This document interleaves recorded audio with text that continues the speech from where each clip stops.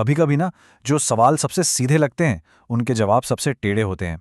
आज हम एक ऐसी ही पहेली को समझने की कोशिश करेंगे जो हमारे सोचने के तरीके को ही एक तरह से हिला देगी। ये सिर्फ एक सवाल नहीं है, बल्कि दिमाग की एक मजेदार कसरत है। इसकी शुरुआत ही देखिए कितने बड़े दावे से होती है। ये सवाल आपके दिमाग को घुमा कर रख देगा। और सच कहूं, ये सिर्फ कहने की बात नहीं है। ये पहेली वाकई में हमारी जो रोज की सोच होती है ना, उसकी हदों को टेस्ट करती है।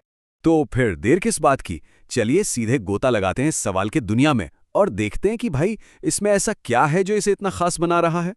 तो सवाल ये है, हमारी दुनिया में ऐसी क्या चीज है जिसमें ढेरों छेद हैं, पर फिर भी वो पानी को बड़े आराम से रोक लेती है। पहली बार सुनने में तो ये बात बिल्कुल नामुमकिन सी लगती है ना। अब देखिए, किसी भी अच्छी पहेली को सुलझाने का जो पहला कदम होता है ना, वो है उसे ठीक से समझना। तो आइए इसके एक एक टुकड़े को जरा गौर से देखते हैं।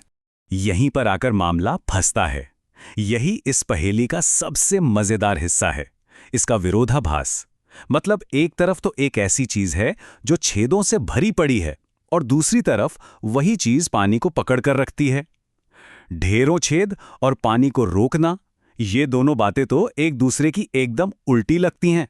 तो हमारे हाथ में 3 पक्के सुराग हैं। पहला, ये चीज हमारी दुनिया में है, यानी कोई जादुई या काल्पनिक चीज नहीं है, बिल्कुल असली है। दूसरा, इसमें बहुत छेद हैं, ये इसकी बनावट का ही एक हिस्सा है। और तीसरा, इन छेदों के बावजूद ये पानी को रोक लेती है। मतलब हमारा जो भी जवाब होगा उसे इन तीनों शर्तों को पूरा करना ही पड़ेगा।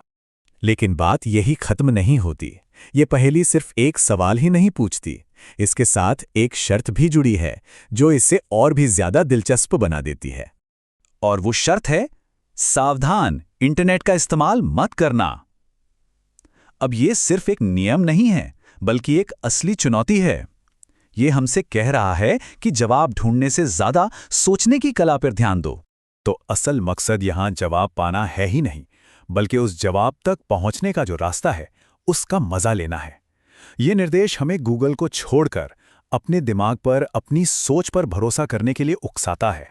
तो अब जब सारे सुराग हमारे सामने हैं, तो चलिए जवाब की खोज की इस यात्रा को शुरू करते हैं।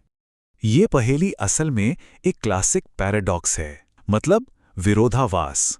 यानी एक ऐसी बात जो सुनने में तो एकदम बेतुकी या गलत लगती है। अरे भाई, छेदों वाली कोई चीज पानी कैसे रोक सकती है? लेकिन जब उसे एक अलग नजरिए से, एक अलग एंगल से देखा जाता है, तो वो सच निकलती है। इसे हल करने के लिए ना लैटरल थिंकिंग की जरूरत पड़ती है। मतलब सीधे सीधे सोचने के बजाय थोड़ा टेढ़ा सोचना। सवाल ये नहीं है कि छेद से पानी बाहर क्यों नहीं गिर रहा। असली सवाल तो ये है कि पानी को रोकने का मतलब और क्या हो सकता है। क्या ऐसा हो सकता है कि पानी को अपने अंदर सोख लेना भी एक तरह से उसे रोकना ही हो? और बस इसी सोच के साथ जवाब खुद ब खुद सामने आ जाता है, एक स्पंज। तो देखा, अंत में सवाल से ज्यादा जरूरी वो सोच थी, वो नजरिया था जो हमें जवाब तक ले गया। याद रखिए, अक्सर सबसे मुश्किल लगने वाली पहेलियों के जवाब हमारी रोजमर्रा की दुनिया में ही कहीं छिपे होते हैं।